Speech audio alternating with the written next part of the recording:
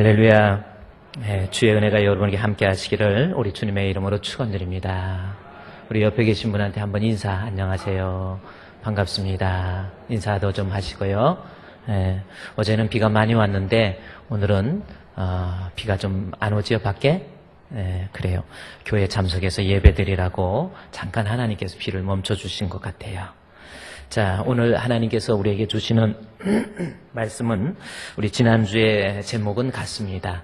얼굴에서 음란을 제하게 하라라고 하는 그 말씀 그대로 이 말씀을 통해서 하나님께서 내게 베풀어 주시는 사랑이 얼마나 큰가라고 하는 거, 이것을 우리가 문자적인 이해를 넘어서 정말 우리의 마음으로, 우리의 가슴으로 우리 하나님이 나를 얼마나 사랑하시는지 이것을 깨닫는 사람이 되자 해서 오늘 말씀의 제목을 죄송합니다. 음란을 제하라라는 말씀으로 잡아봤습니다. 자, 오늘 호세아서 2장 2절 말씀에 보면 오늘 말씀의 제목이 그대로 나와 있죠. 어떤 말씀인지 한번 볼까요? 너희 어머니와 논쟁하고 논쟁하라. 요 말씀이 나와 있고, 또 하나는 그의 얼굴에서 음란을 제하게 하고 그 유방사에서 음행을 제하게 하라. 이 두 가지 내용을 호세아가 우리에게 이야기하고 있는 내용입니다. 다시 말해서 2장 1절까지의 말씀을 통해서 2장 1절까지 말씀을 통해서 하나님께서 그의 백성들로 하여금 도저히 용서받을 수 없지만, 도저히 용서할 수 없는, 늘 예수를 믿는다고 하지만 하나님의 자녀라고 하지만 여기 본문에 나와 있는 것처럼 2장 2절에 내 남편, 아내 요 말씀이 나오는데, 하나님 믿는다고 하지만 그럼에도 불구하고 하나님 앞에 곁길로 가고 딴 길로 간 그의 백성들을 향해서 하나님은 2장 1절에 나온 것처럼 긍휼을 베풀어 주셔서 용서해 주시겠다라는 거지요. 용서해 주시는 하나님, 그 크신 사랑이 오늘 본문에 있는 말씀의 내용입니다. 그렇습니다. 하나님께서는 우리가 좀 곁길로 갔다고 해서, 딴 길로 갔다고 해서 우리를 영원히 버리지 않습니다. 반드시 다시금 우리를 회복시켜 주시는 자비와 긍휼의 하나님이신 것을 믿으시기 바랍니다. 아멘. 그래요. 하나님은 회복시켜 주시는 것을 약속하는 거예요. 그것이 육신적인 문제든 영적인 문제이든지 간에 하나님께서는 우리로 하여금 지금은 울고 있지만 웃을 수 있도록 하나님께서 분명히 만들어 주시겠다라고 하는 것을 우리에게 약속하고 있다라는 거지요. 저는 그 하나님을 믿습니다. 여러분, 우리 하나님께서는 여러분을 버려두지 아니하시고 반드시 여러분의 눈에서 눈물을 닦아주시고, 아니 그 눈물을 유리병에 담아서 다시금 계수해서 여러분에게 기쁨으로, 은혜로, 또 회복으로 갚아주실 줄로 믿습니다. 그렇다면 오늘 본문에서 2장 1절에서 하나님의 회복을 선포하면서 2장 2절에서 호세아가 이야기합니다. 이 회복의 문에 들어가기 위해서 두 가지 우리가 반드시 해야 된다라는 거예요. 하나님의 회복의 은총을 누리기 위해서 2장 2절에서는 어머니와 논쟁하고 논쟁하라 라는 요 말씀. 자꾸만 하나님께서 나에게 두려움을 주고 걱정을 주고 염려를 주고 이럴 때 그럼에도 불구하고 두려워하지 말라라는 거죠. 믿었다가도 또 삶을 보면 정말 하나님이 회복시켜 주실까? 정말 그 하나님이 맞으실까? 이거는 앞뒤 가리고 봐도 회복의 길이 없는데 나에게 은혜를 주실까?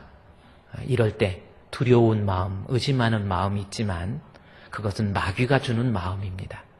그 두려움의 마음으로부터 우리가 싸워서 이겨야 돼요. 흔들리지 아니하고 좋으신 하나님을 믿는 믿음 가운데 거하게 될 때 우리에게 하나님께서는 회복의 은총을 마음껏 내려주신다라는 겁니다. 또 오늘 배우는 두 번째 말씀은 2장 2절 말씀에 회복을 위한 두 번째는 얼굴에서 음란을 제하라, 그 말씀이 나와 있다라는 거지요.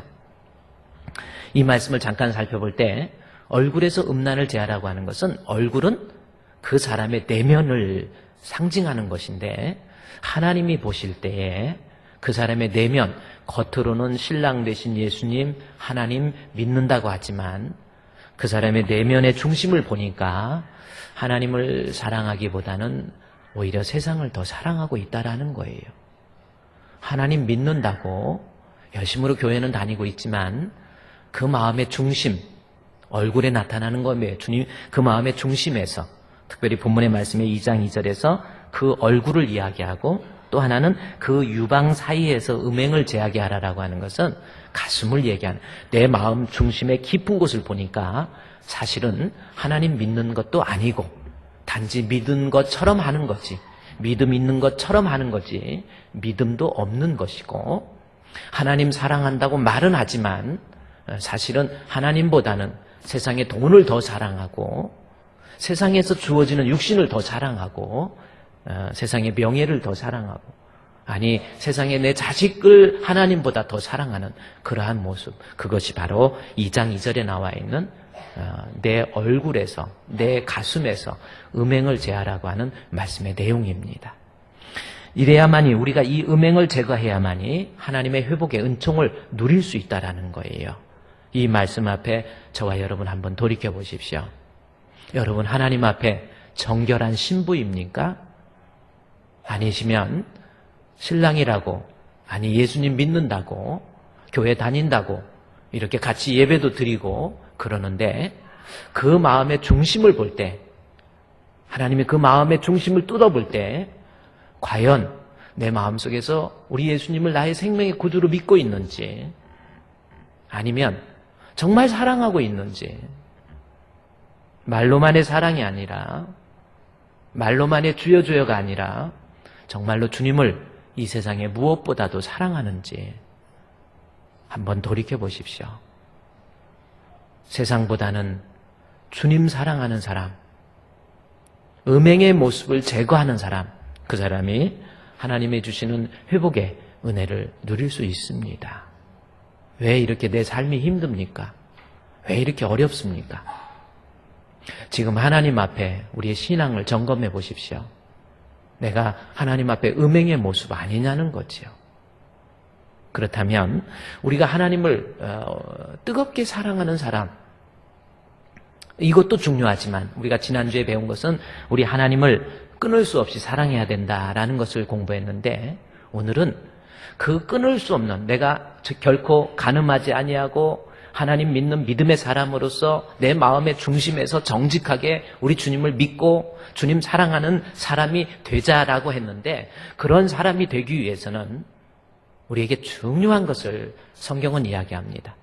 내가 왜 주님 사랑하지 못하고 자꾸 호세아에 나온 것처럼 유혹에 넘어가서, 시험에 넘어가서 왜 곁길로 가냐는 거지요. 그 이유는 하나님이 나를 얼마나 사랑하는지를 내가 몸으로, 내 마음으로, 내 가슴으로 체험하지 못하고 신앙생활 하니까, 그 사람이 교회를 다니지만 하나님 진짜 사랑하지 못하고 자꾸만 유혹에 넘어가는 음행한 모습이 된다라는 겁니다. 따라서 오늘 배울 수 있는 것은 과연 하나님은 나를 얼마나 사랑하는지 한번 말씀을 통해서 살펴보자는 거예요. 여러분 한번 생각해 보세요. 하나님이 정말 여러분 사랑하시나요? 아멘이십니까? 하나님이 정말 여러분 사랑하시나요? 우리 성가대 하나님이 여러분 정말 사랑하시나요? 그래요. 아멘이에요. 그러면 우리 한번, 내가 하나님을 정말 사랑한다고 그랬는데 그럼에도 불구하고 내 마음의 중심을 뜯어보면 아직도 하나님보다 세상적인 것 때문에 더 고민하고 울고 웃고, 돈 때문에 내가 고민하고 근심하고 그런 모습이 나타난다라는 거죠. 그렇다면 하나님이 나를 얼마나 사랑하시는지 오늘 또 말씀을 살펴보도록 하겠습니다. 그것을 알기 위해서 로마서 8장에 이제 다 같이 넘어가도록 하겠습니다. 우리 사도행전 넘어서 로마서 8장의 말씀을 통해서 정말 우리 성경을 한번 봅시다. 우리 하나님이 나를 얼마나 사랑하시는지 좀 살펴보자는 거예요. 로마서 8장 29절에서 39절까지 말씀을 여러분이 성경을 보다 보면 아주 적극적으로 무엇이 사랑이고 무엇이 끊을 수 없는 하나님의 사랑인가라고 하는 것을 이 본문이 아주 잘 표현하고 있는 내용입니다. 정말 저는 이 말씀을 읽으면서 그렇구나. 하나님 사랑을 내가 말로만 하나님 사랑한다 했지 정말 주님의 사랑을 내가 깨닫지 못했구나라는 것을 이 본문을 통해서 알게 됐다라는 겁니다. 자, 그러면 이제 하나님이 내게 주시는 하나님의 사랑 얼마나 큰지 좀 살펴보자는 거지요. 하나님이 여러분을 사랑하신다는 거예요. 그런데 그냥 사랑하는 것이 아니라 도저히 하나님 마음에서 여러분 사랑하는 그 마음을 끊을 수 없다. 이렇게 성경은 표현하고 있다라는 겁니다. 그러면 하나님의 사랑을 이제 살펴보기 전에 먼저 중요한 것이 바울의 고백. 로마서 8장 성경을 보면 29절부터 이 본문이 시작되는데 35절에서 바울이 고백을 합니다. 어떤 고백을 하나 봅니까? 35절에 누가 우리를 그리스도의 사랑에서 끊으리요? 라는 고백을 해요. 이 고백에 대해서 우리가 지난주에 좀 살펴봤잖아요. 여러분 이 고백, 누가 우리를, 여기서 누가라고 하는 것은 사람만을 나타내는 게 아니에요. 그 무엇이, 그 누가, 그 어떤 것이 내 마음속에 지금 있는 하나님에 대한 사랑 끊을 수 없다. 바울이 그렇게 고백을 하고 있다라는 겁니다. 이 본문에서. 내 마음속에 있는 하나님의 사랑, 나 주님 사랑합니다. 그런데 이 사랑을 세상의 그 무엇도, 그 어떤 것도, 그 누구도 내 마음속에 있는 하나님의 사랑 결코 끊을 수 없습니다. 바울이 그렇게 고백을 해요. 35절에 누가 우리를 그리스도의 사랑에서 끊으리요? 환난이 와도, 그렇죠? 곤고나 박해가 와도, 기근이나 적신이나 위협이 온다 할지라도 내 마음속에서 나 하나님 사랑하는 마음 그 무엇도 못 끊어낸다. 대단한 고백입니다. 그거니까 36절 말씀에 내가 죽임당할, 도살당할 양같이 된다 할지라도, 내가 죽어도 하나님, 내 마음에 있는 하나님 사랑, 죽음이 나에게 닥친다 할지라도 주님 사랑 끊을 수 없습니다. 여러분 이 말씀 앞에 여러분 서약할 수 있어요? 정말 서약할 수 있습니까? 그런데 바울은 난 끊을 수 없다라는 거죠. 죽음 앞에서도 내 마음속에 주님 사랑하는 마음 버리지 않겠습니다. 끊을 수 없습니다. 37절, 38절, 39절에서 보면 38절에 사망이나 생명이나 천사나 권세들이나 현재일이나 장래일이나 능력이나 높음이나 깊음이나 그 어떤 거라 할지라도, 이것은 유혹을 이야기하는 거죠. 환난이 와도 내 마음속에 있는 주님 사랑 끊지 않겠습니다. 그것을 넘어서 세상에 어떤 유혹이 온다 할지라도, 그것이 명예의 유혹이든 돈의 유혹이든 어떤 달콤한 유혹을 나에게 줘서 내가 주님 사랑하는 마음에서 떠나게 하는 마귀의 계기가 있다 할지라도 하나님, 나 주님 사랑하는 마음 끊을 수 없다라는 거죠. 저는 이 본문을 읽으면서 나도 정말 내가 내 마음속에 목회자라고 주님 앞에서 설교하고 양복 입고 여러분이 이렇게 했다고 다 거룩한 것도 아니잖아요. 내가 정말 주님 앞에 내 마음속에 있는 주님 사랑하는 마음, 그 어떤 것도, 심지어 죽음이 온다 할지라도 나 주님 사랑하겠습니다. 나 변하지 않겠습니다. 이렇게 말할 수 있을까라는 겁니다. 근데 지금 바울은 이렇게 고백을 하고 있어요. 그래서 저는 이 말씀 앞에, 그렇다면 도대체 바울이 어떻게 해서 이런 고백을 할 수 있을까? 아니, 고백을 넘어서 실제로 바울은 우리 예수님 때문에 주님 사랑하는 마음에서 떨어지지 않기 위해서 나중에 목이 잘려서 죽음의 순간에서도 목이 떨어져서 3번 떨어지면서, 떨어질 때마다 예수, 예수, 예수. 사람이 목이 딱 떨어지면 순간적으로 그래도 의식이 한 3분 정도 있다고 그래요. 뭐 제가 목이 떨어져 보지 않아서 모르겠지만 그건 뭐예요? 내 심장이 멈추고 내 호흡이 멈추고 그러나 내 의식이 있는 한 나는 내 목숨이 끊어지는 한이 있더라도 우리 예수님, 주님 사랑하는 마음 내 마음속에서 빼앗을 수 없다. 끊을 수 없다. 이것이 바울의 고백이거든요. 저는 이 말씀 앞에 내가 정말 나도 신앙의 모습을 끝까지 지킬 수 있을까? 내가 유혹에 넘어가지 않고 핍박에 넘어가지 않고 시험에 무너지지 않고 나 그런 사람 될 수 있을까? 하나님 나 그런 사람 되고 싶어요. 저는 말씀을 준비하면서 주님께서 너 사인해. 제가 연필을 들고 부들부들 떨면서 내가 과연 정말 사인할 수 있을까? 이런 생각을 해봤어요. 그런데 우리에게 놀라운 하나님의 말씀, 그건 뭡니까? 바울이 이러한 고백을 할 수 있었던 이유는 바로 로마서 8장 29절에서부터 34절까지 나와 있는 말씀, 이것을 정말 느꼈기 때문에 바울이 36절에 나와 있는 나 주님 사랑 이제 끊을 수 없습니다. 그렇게 고백을 하고 있다라는 거죠.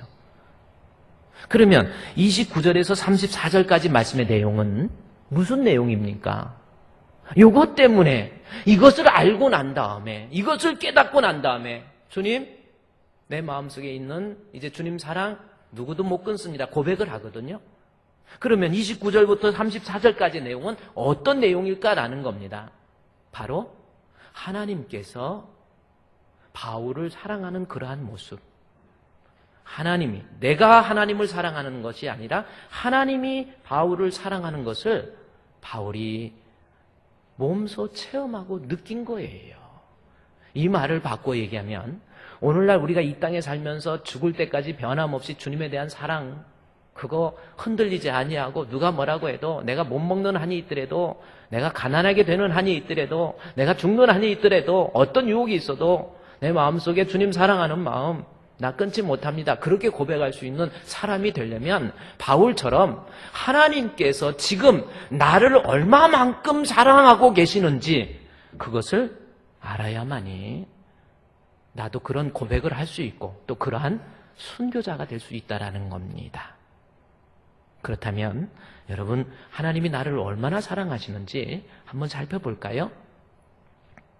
로마서 8장 35절 우리 성경에 보니까 바울은 누가 우리를 그리스도의 사랑에서 끊을 수 없다 이렇게 고백을 하죠. 그런데 내가 마음속에서 하나님 사랑하는 마음 끊을 수 없다고 고백을 하는데 39절 말씀해 보니까 높음이나 깊음이나 다른 어떤 피조물 우리를 그 다음에 우리 주 그리스도 예수 안에 있는 하나님의 사랑도 끊을 수 없다 그렇게 표현하고 있습니다. 다시 말해서 바울이 하나님 사랑 끊을 수 없습니다 라고 하지만 하나님께서 바울을 사랑하는 그 사랑도 하나님이 얼마나 사랑하시는지 그 사랑 내가 너를 결코 끊을 수 없을 만큼 하나님이 우리를 사랑하고 계신다라는 겁니다. 그 사실을 여러분 믿습니까? 한번 생각해 보십시오. 정말 하나님이 나를 끊을 수 없을 만큼 사랑하시냐? 그겁니다. 그 사실에 대해서 많은 사람들이 의문을 가져요. 정말 하나님이 나를 그렇게 사랑하실까? 자, 그러면 정말 하나님이 나를 사랑하시는지 그 내용을 살펴보면 39절에서는 로마서 8장 39절에 우리 주 예수 그리스도 안에 있는 하나님의 사랑에서 끊을 수 없다 이러는데 하나님의 사랑이 우리 주 예수 그리스도 안에 있는 구속의 사랑이라는 것을 우리에게 이야기해줘요. 그러면서 로마서 8장 29절부터 30절까지는 하나님이 나를 구속해 주시는데 그 구속이라고 하는 것이 얼마나 나를 천국 가게 해주시는데 그 천국 가게 하기 위해서 나에게 얼마나 많은 사랑을 베풀어 주셨는지 그것을 문자적으로 표현하고 있다라는 겁니다. 구원을 이루기 위해서 베풀어 주신 하나님의 사랑 그거 알고 있어요? 여러분 정말 알고 있습니까? 나를 구원해 주시기 위해서 하나님이 베풀어 주신 사랑. 그러면 한번 살펴볼까요? 우리가 하나님 사랑을 알아야만이 내가 결코 가늠한 여자가 안 되거든요. 주님이 나를 얼마나 사랑하는지를 깨닫는 사람은 결코 곁길로 가지 않습니다.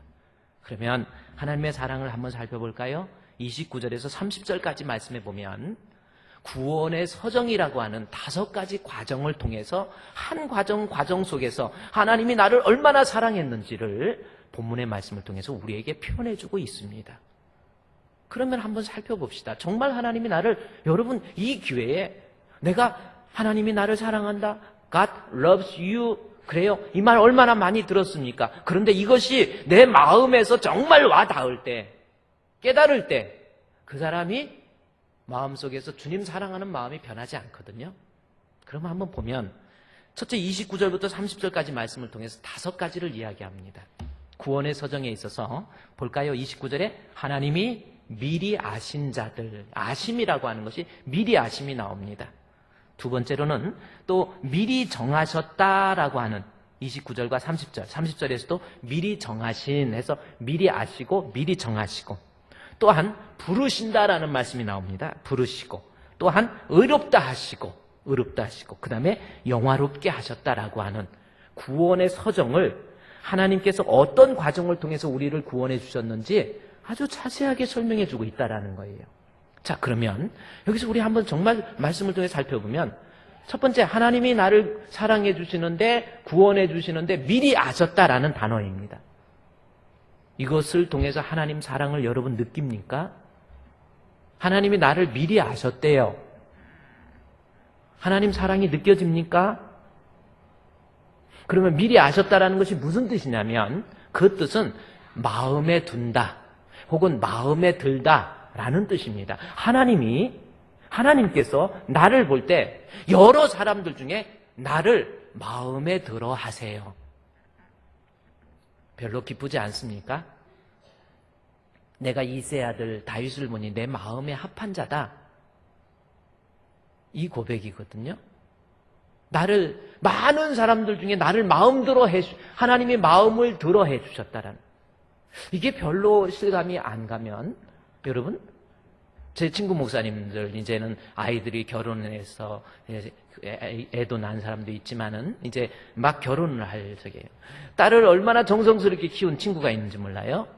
그런데 TV를 보니까 못된 사람 만나가지고 너무 고생하는 거 그거 보고, 또 목회를 하면서 보니까 못된 사람 만나가지고 아내가 너무 고생하는 사람들도 많이 보다 보니까 딸이 시집갈 때쯤 되니까 자꾸 고민스럽더라는 거예요. 내가 이 딸을 누구한테 시집을 보내지? 고민이 되더라는 겁니다. 고민되겠죠? 부모 입장에서? 어떻게 아무한테나 보내겠어요? 가가지고 못된 사람 만나서 죽도록 고생만 하면 그거 어떻게 보겠습니까? 그래가지고 두 부부가 사모님하고 고민을 하면서 고민하다가 여보 그 청년 어때? 물어봤더니 사모님도 나도 그 청년이 마음에 들어. 교인들 중에 나도 그 청년이 마음에 들어. 뭐 여러 가지로 보면 참 마음에 들어. 그러더라는 거예요. 그래서 그렇게 얘기한 다음에 어느 기회가 돼가지고 그 남자의 부모님이 있는데, 우리는 이 아이를 시집을 보내야 되는데 신랑감으로 당신 아들이 참 마음에 든다고 그랬더니 너무 좋아하시더라는 겁니다. 목사님이 마음에 들어 하는 것만 해도 기뻐하여. 이게 잘 이해가 안 가는 것 같아요. 여러분 여러 사람 있지만 제가 여러분 마음에 든다. 별로 안 기쁩니까?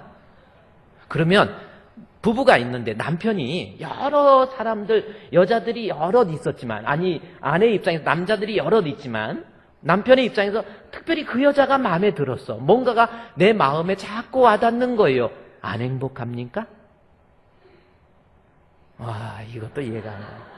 마음에 든다라는 거 이해가 안 가요? 저는 이 교회에서 중학교 때부터 이 교회를 다녔어요. 중학교 때부터 교회 다니고 이 교회에서 결혼하고, 또 이 교회 당회장 목사님 되는 것도 참 우리 총회적으로 보면 그런 경우가 별로 없는데 참 그렇습니다. 저는 부끄럽지만 정말 하나님 앞에 장로님 아들로 태어나가지고 믿음도 없이 교회 다니고요. 좀 영적으로 내 마음에 신앙이 없었어요. 하나님께서 이 방법 저 방법으로 다루시고 깨닫게 해주시고 내 마음속에 목회자로서 갖춰야 될 여러 가지들을 하나님께서 만들어셔서 지금도 생각하면 나 같은 건 목회 안 해도 하나님 손해볼 거 하나도 없는데도 길이 참으시고 목회자로 만들어주신 게 얼마나 감사하지요. 근데 중학교 다니면서 고등학교 다니면서 같은 또래 비슷한 또래들하고 여자 청년도 있고 남자 청년도 있고 막 이랬는데 많은 청년들도 제가 알고 있지요. 그때만 해도 학생들이 좀 많이 있어가지고 청년들 많이 알고 있었어요. 이쁜 사람들도 많이 있었습니다. 제가 아는 여자만 해도 소군이, 양신이, 미옥이, 희숙이, 경미, 소영이, 희영이, 광숙이, 숙자, 호수란, 미숙이 뭐 여러 지금도 아는 여자들이 경미도 있고요. 뭐 그렇습니다. 여러 여자 알지만 그래도 그 중에서 유별나게 마음에 드는 사람이 있었다라는 거죠.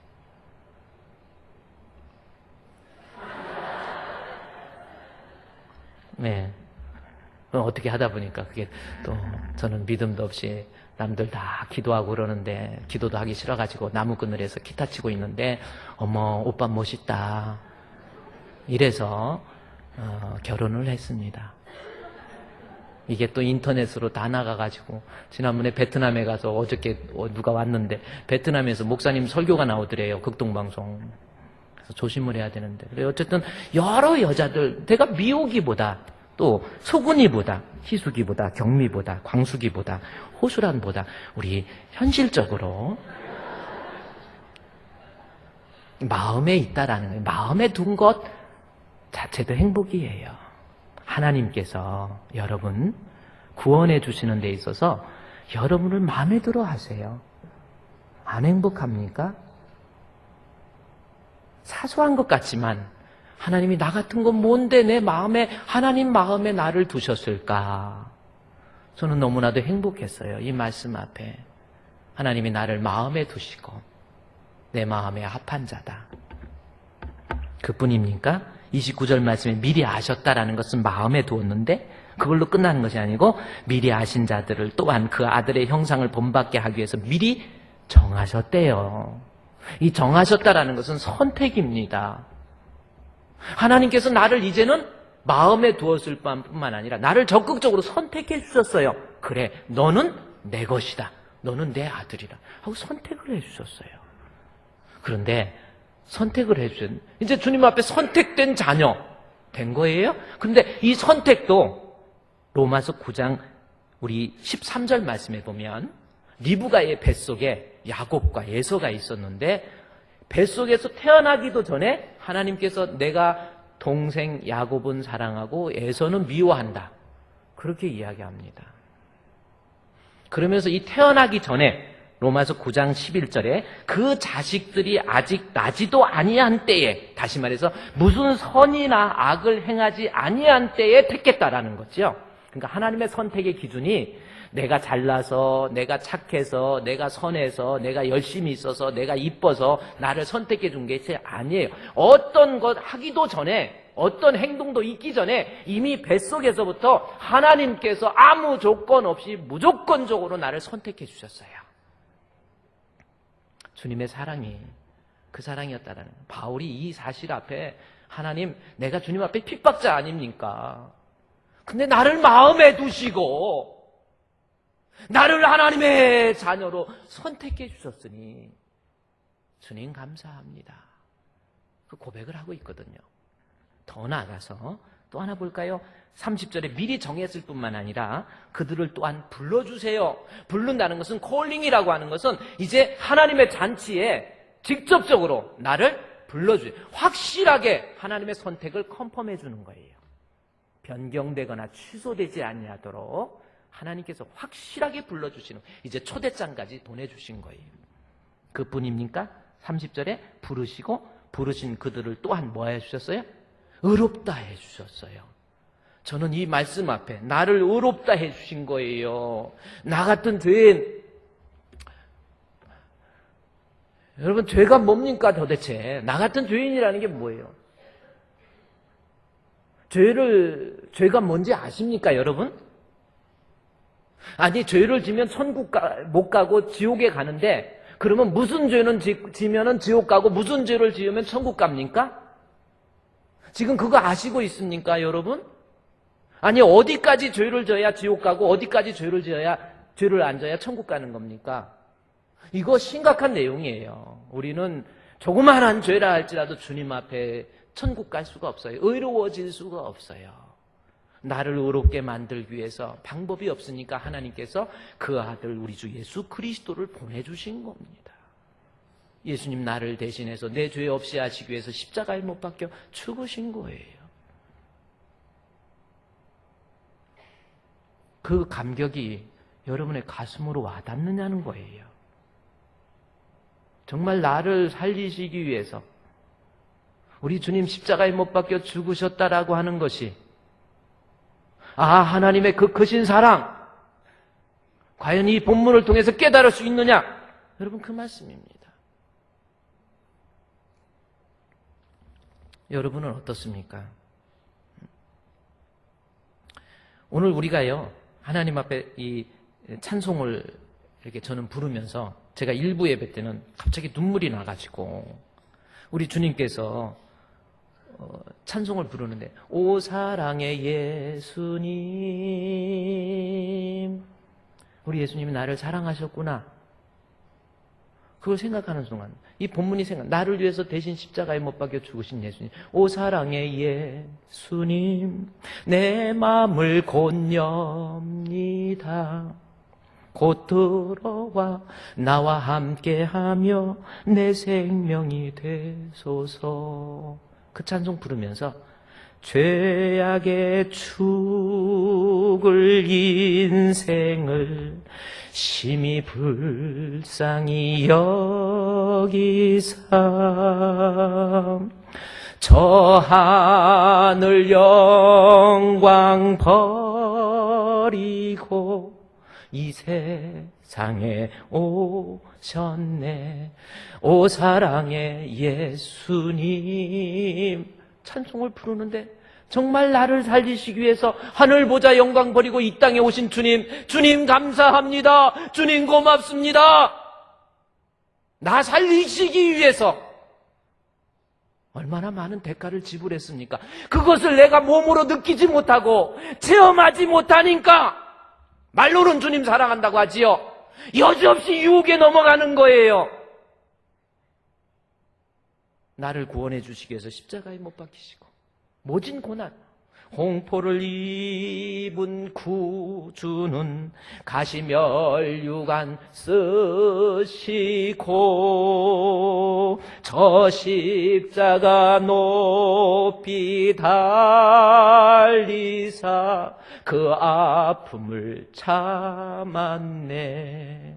오 사랑의 예수님 내 마음을 곧 엽니다. 곧 들어와 나와 함께하며 내 생명이 되소서. 주님 나를 사랑해 주신 거예요. 값없이 구원해 주신 줄 알았습니까? 하나님 마음에 들어 하셨지요? 아무런 조건 없이 내가 잘난 것도 없는데 날 선택해 주셨지요? 나를 불러주셨지요? 나 의롭다 하시기 위해서 예수님 십자가에 못 박혀 죽으셨지요? 그 다음에 뭡니까? 로마서 8장에 보니까 30절 말씀에 그들을 또한 부르시고 어떻게 했어요? 30절에 의롭다 하시고 의롭다 하신 그들을 로마서 8장 30절에 또한 영화롭게 하신 거예요. 영화롭게가 무슨 뜻입니까? 영화롭게라고 하는 것은 하나님 은혜로 말미암아 내가 주님과 함께 영생 복락을 누리게 만들어 주시는 거예요. 구원의 최종적인 결과지요. 영화롭게 되는. 사람은요, 여러분 한 번 죽습니다. 제가 지난주에도 장례식에 가서 설교하면서 사람이 한 번 죽는 것은 정하신 것이요 그 후에 심판이 있어요. 안 죽을 사람 없습니다. 인생 잘난 체 할 거 없어요. 왔다 가는 게 인생입니다. 그런데 사람이 한번 태어나는 것도 확실한 것만큼 죽는 것 확실합니다. 안 죽을 사람, 태어난 거 안 태어난 사람 없어요. 죽지 않는 사람 없습니다. 그런데 죽음은 끝이 아니에요. 인간은 하나님의 심판을 반드시 받게 돼 있어요. 안 믿어지십니까? 이거 심각한 문제예요. 정말 죽었는데 지옥에 있으면 어떡할 거예요? 생각해 보세요. 이게 어떻게 우연히 만들어집니까? 인간이 어떻게 진화돼서 이렇게 될 확률은 제로예요. 기가 막히게 하나님이 창조하신 거예요. 인간은요, 하나님이 창조하셨고 살다가 죽으면 끝나는 게 아니라 하나님의 심판을 받게 되어 있습니다. 그 심판 때에 천국 가야 돼요. 죽을 때 다 고통은 있어요. 여러분은 무슨 병 가지고 죽을 겁니까? 죽음의 문을 넘는 것이 쉬운 것이 아니에요. 저는 장례식을 많이 보다 보니까 이게 죽는 것이 쉬운 게 아니에요. 얼마나 고통스러운지 몰라요. 그 고통의 순간, 그러나 죽은 다음에 하나님의 심판대 앞에 섰을 때에 우리 예수님 나를 위해서 십자가에 못 박혀 죽으심으로 인해서 그 믿음을 내게 선물로 주셔서 나로 하여금 나 같은 죄인을 천국에서 주님과 함께 영생 복락을 누리게 해주신 하나님, 이것이 영화롭게 되는 모습입니다. 지난번에 우리 집사님 아버님이 90세 넘어서 돌아가셔서 제가 가서 예배를 드리고 이랬는데 그 딸이 제 옆에 붙어서 말씀을 하시는 거예요. 목사님, 우리 아버지 6.25도 참전하셨고 고생도 많이 하시고 공무원으로 일도 많이 하시고 그랬는데 돌아가시는데 예수를 안 믿어서 돌아가시기 전에 3개월 전부터 아버지로 하여금 예수 믿게 하려고 계속 아버지 예수 믿어야 돼요. 예수 믿어야 돼요. 계속 딸이 붙어가지고 아버지로 하여금 천국 가게 해야 되니까 영접할 수 있도록 자꾸 했다라는 거죠. 그런데 여러분, 악한 영의 역사는요, 정말 교묘하게 나타나요. 영원 구원받지 못하게 하기 위해서 자꾸 악령이 역사를 합니다. 힘들게 합니다. 부정적으로 만듭니다. 뭐 죽으면 끝이지 자꾸 그런 마음 줍니다. 이런 마음을 줘요. 그러니까 도저히 아버지를 영접하는 데 있어서 너무 힘들어서 안 되겠더라는 거예요. 그런데 기도하는 중에 자기 형제 중에서 남아프리카 공화국에서 살고 있는 동생이 생각이 나서 우리 집사님이 동생 보고 너 빨리 와라 해서 남아프리카 공화국에서 와서 이제 두 자매가 하나님 앞에 기도하면서 아버지 영접을 위해서 기도하다가 돌아가시기 며칠 전에는 아버지가 드디어 예수를 영접한 거예요. 여러분, 죽을 때 보면요, 정말 예수를 영접한 사람과 그렇지 못한 사람은 확연하게 차이가 납니다. 여러분, 뭔가 죽는 그 순간에 지옥이 확 보이나 봐요. 뭔가 꽉 굳어버립니다. 예수 믿는 사람 마치 그 고통 속에서 입가에 미소가 흘러요. 그게 이해가 안 가면 주변에 누구 혹시 죽을 사람 있는지 확인해서 나보고 한번 꼭 좀 확인시켜달라고 해보세요. 가서 보세요. 인생은요, 하나님이요, 천국 가야 돼요. 그런데 그래요.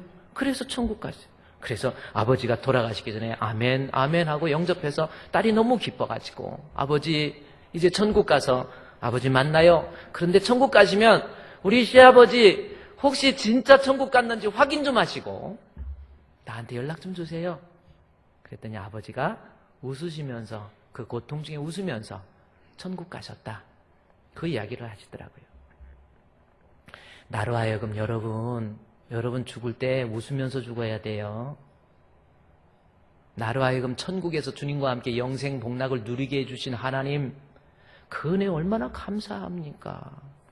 그것이 하나님의 사랑이에요. 나를 영화롭게 해주신 것, 천국 가게 해주신 것, 그것이 하나님의 사랑인데 그것을 내가 깨닫지 못하는 거예요. 바울은 나 같은 것 주님 사랑해서 죽을 때 고백하잖아요. 세상 사람들 다 내 곁을 떠났으나 여러분, 세상에서는요, 죽을 때 되면 다 떠납니다. 돈 있고 실력 있고 능력 있을 때 사람이 다 없어져요. 옆에서요, 뭐 다 친구도 가족도 다 없어집니다. 특히요, 아내가 죽을 때 남편이 끝까지 살아있는 사람은 아내 죽을 때 금방 떠나버려요. 잊어버리고 그냥 살아요. 그런데 그래도 남편이 죽을 때는 그래도 아내가 끝까지 참 여자들이 대단해요. 그래서 우리 주품교회 성도들은 아내한테 무지하게 잘해줘야 돼요. 죽을 때 고생 안 하려면 지금 좋게 얘기할 때 들으세요.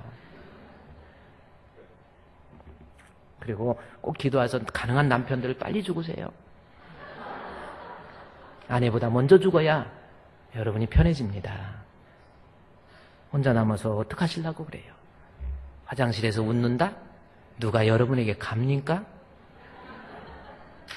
그만큼 돈이 있어요? 아내한테 잘해주세요. 죽을 때 하나님 앞에 다 갈 때. 저도 그래요. 나 같은 거 정말 구원해 주신 하나님, 주님의 사랑 감사합니다. 그런데 본문에 보면은 로마서 8장 30절에 영화롭게 하셨느니라 했어요. 시제를 보니까 완료형을 쓰고 있단 말이에요. 그러면 지금 현재 내가 하나님께서 나에게 베푸르신 은혜로 인해서 영화롭게 되어 있느냐 그 뜻입니다.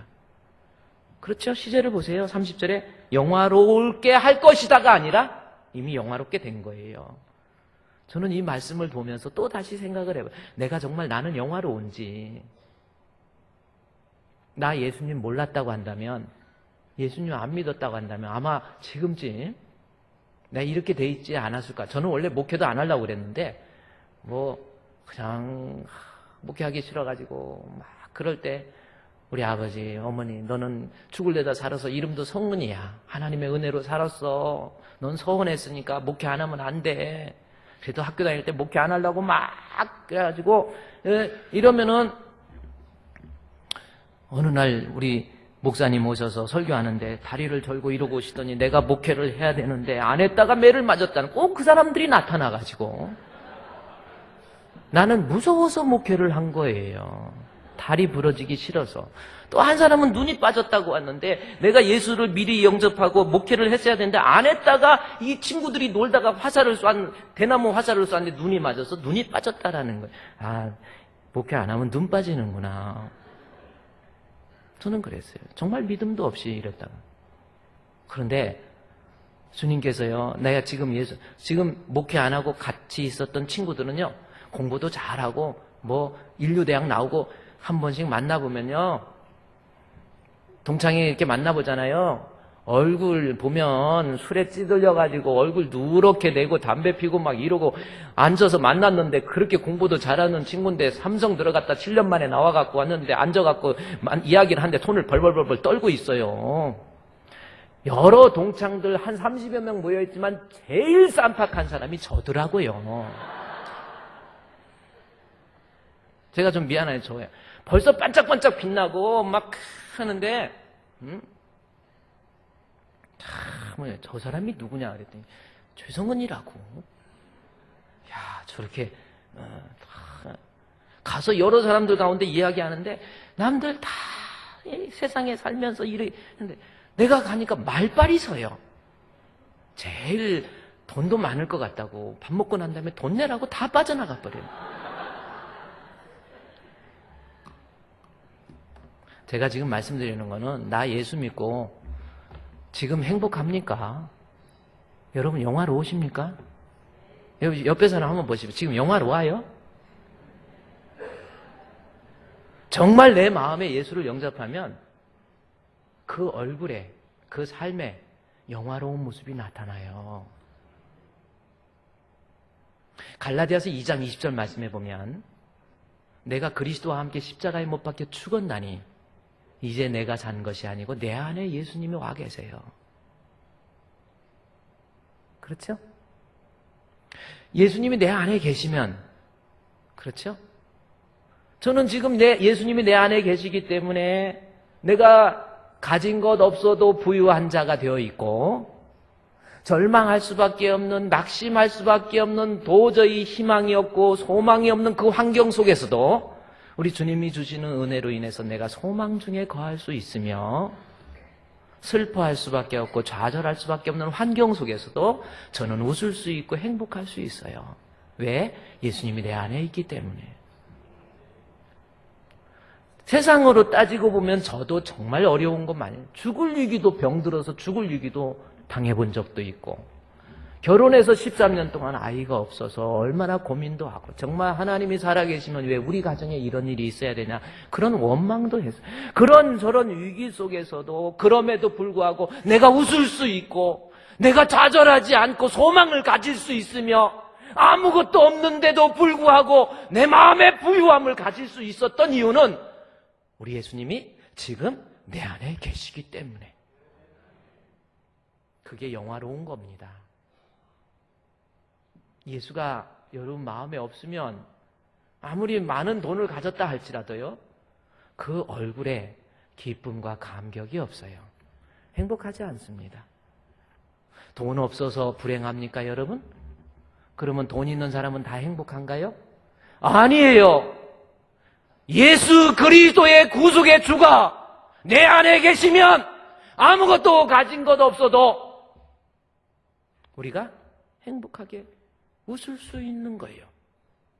높은 산이든 거친 들이든 초막이나 궁궐이나 내 주 예수 모시면 그 어디나 하늘나라 높은 산이 거친 들이 초막이나 궁궐이나 내 주 예수 모신 곳이 그 어디나 하늘나라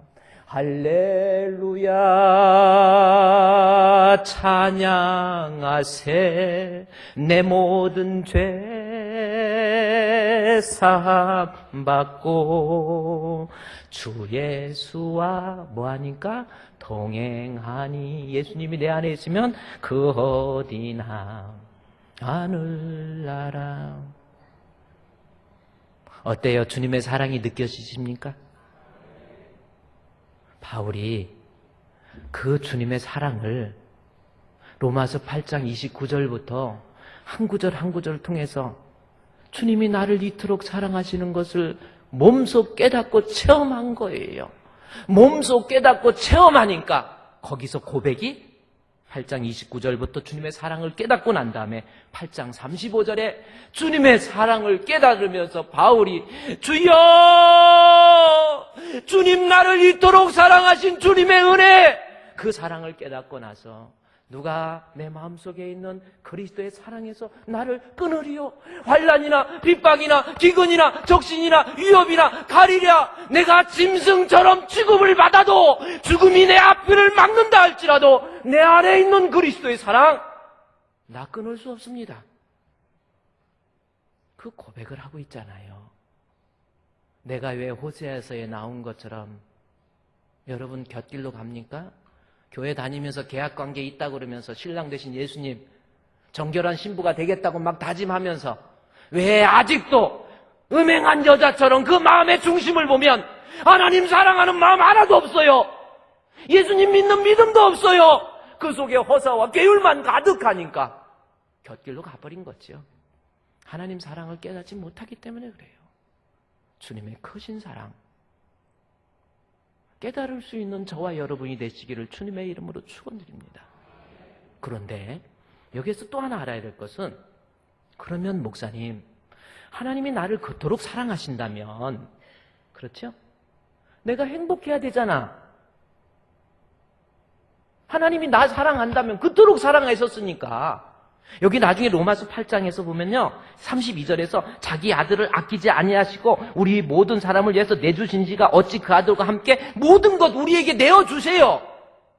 하나님이 나에게 사랑을 베풀어주면 모든 것 주시고 얼마나 행복해야 돼요. 그런데 여러분 지금 행복하십니까? 하나님 사랑을 이렇게 받는데도 행복하냐는 거예요. 행복하십니까? 안 행복한 거 이유가 있습니다. 어떤 사람은 하나님께서 나를 이토록 사랑하시는데 그 사랑이 내가 진짜 하나님이 나를 정말 변함없이 사랑하실까 하고 의심하는 사람이 있습니다. 의심을 해요. 진짜 나 하나님이 사랑할까? 정말 목사님 말씀처럼 그렇게 나를 사랑하실까? 의심을 해요. 정말 나는 왜 의심합니까? 특히 죄 짓는 사람. 내가 이렇게 하나님 앞에 자녀답게 살지 못하고 곁길로 가고 딴 길로 가는데 하나님이 진짜 나 사랑하실까 하고 의심을 합니다. 그렇게 생각하는 사람이 이곳에 한 분이라도 계신다고 한다면 그것은 큰 오해입니다. 그렇지 않습니다. 내가 혹시 곁길로 가고 딴 길로 갔다고 해도 하나님은 나를 사랑하세요. 로마서 5장 8절 말씀에 보면 우리 주님이 나를 사랑할 때 어느 때 사랑하셨는가?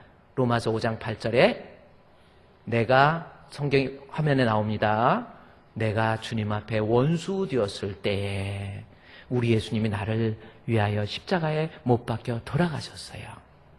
원수 되었을 때 보세요. 그리스도께서 아직 죄인 되었을 때에 내가 원수 되었을 때 로마서 5장 6절에 보면 어느 때인가 봤더니 내가 아직 연약할 때에.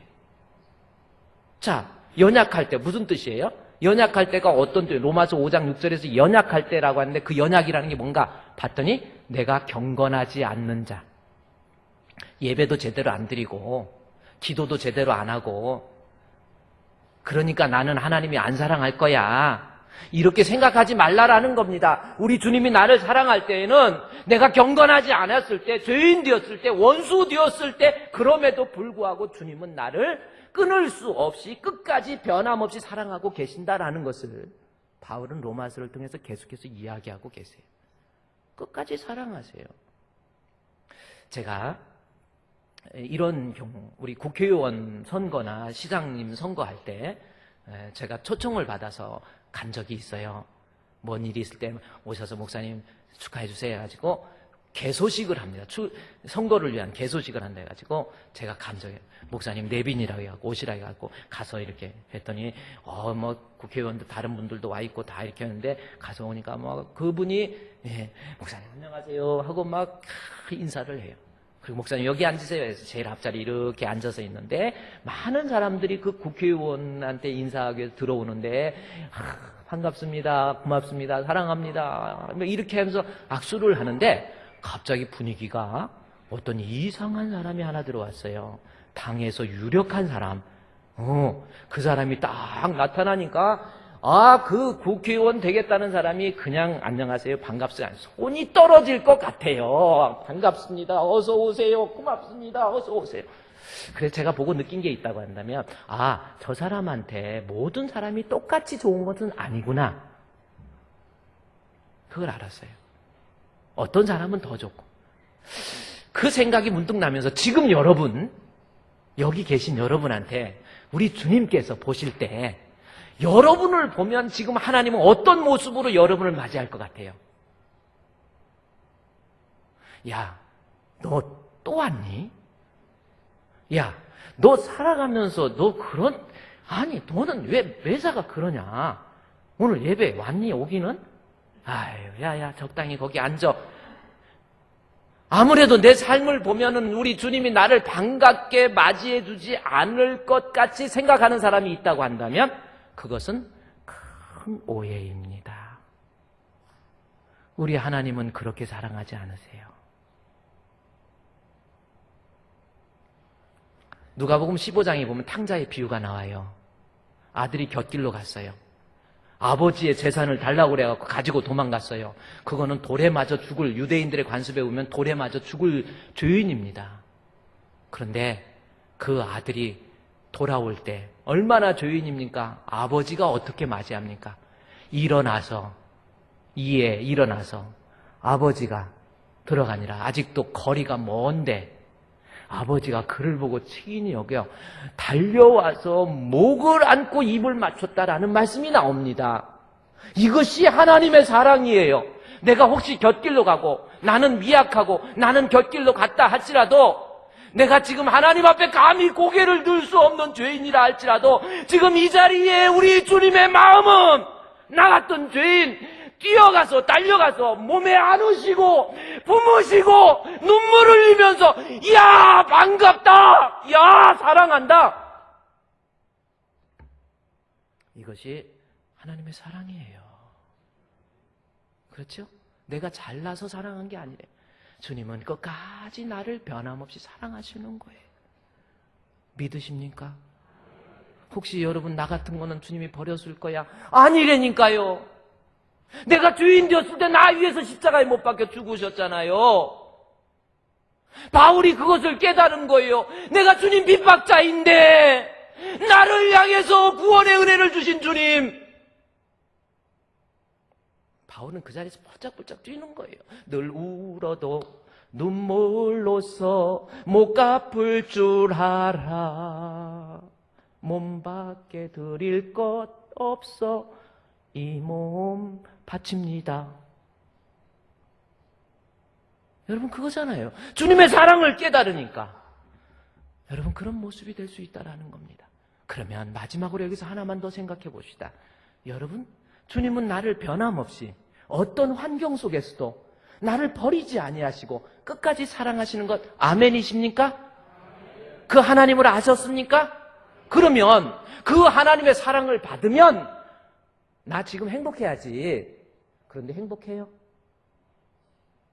왜 답답하지요? 왜 신앙생활하면서 답답하지요?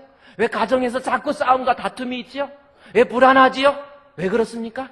하나님이 나를 그렇게 사랑하고 내가 그런 사랑을 받은 사람이라고 한다면 내가 행복해야 되는데 왜 힘드냐는 거예요. 그 이유는 한 가지입니다. 뭡니까? 짝사랑하고 있는 거예요. 주님은 나를 변함없이 사랑하는데 내가 주님을 사랑하지 않는 거예요. 짝사랑 해보신 적 있어요? 짝사랑 해보신 적 있어요? 짝사랑은 하는 것도 받는 것도 힘들어요. 내가 경험이 있어서 압니다. 우리 주님은 나를 사랑하는데 내가 지금 짝사랑하는 거예요. 음행한 모습으로 곁길로 가고 딴 길로 가니까 믿음도 하나도 없고 주님 사랑하는 마음도 없이 가정이 왜 불행해요? 이건 당신 나하고 성격이 안 맞아서 그래. 신앙생활하면서 왜 기쁨이 없어요? 아유 모르겠어요. 답답해요. 왜 그렇습니까? 지금 주님 짝사랑하고 있단 말이에요. 내 마음의 중심에서 하나님 사랑하기보다는 세상을 더 사랑하고 있단 말이에요. 하나님에 대한 믿음도 없단 말이에요.